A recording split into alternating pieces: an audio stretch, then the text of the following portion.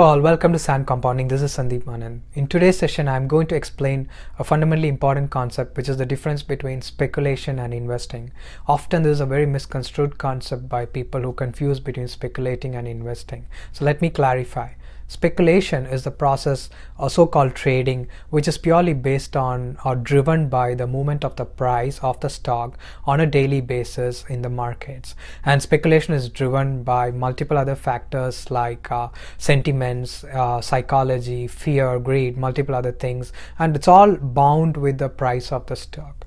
And it's a very short-term oriented approach, as against investing, which is a very long-term oriented approach. Investing is predicated on the basis of the fundamentals of the business that you invest in and the returns that the underlying asset can generate over a long period of time.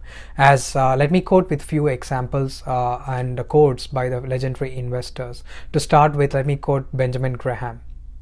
In his seminal book Security Analysis, Benjamin Graham defined investing as an operation upon thorough analysis ensures or promises the return of a principal and adequate returns from the underlying assets.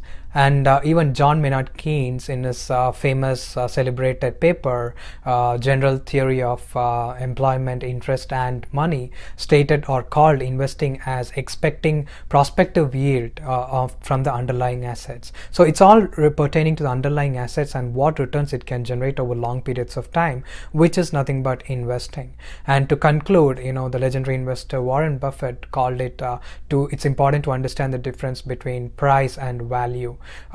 Price is what you pay for and value is what you get, and this is precisely price that determines is more of a speculative thing. People who go with the price movements, whereas and expecting the price to change is purely speculative, whereas expecting the returns from the underlying assets over long periods is investing. Hope I could clarify this concept today.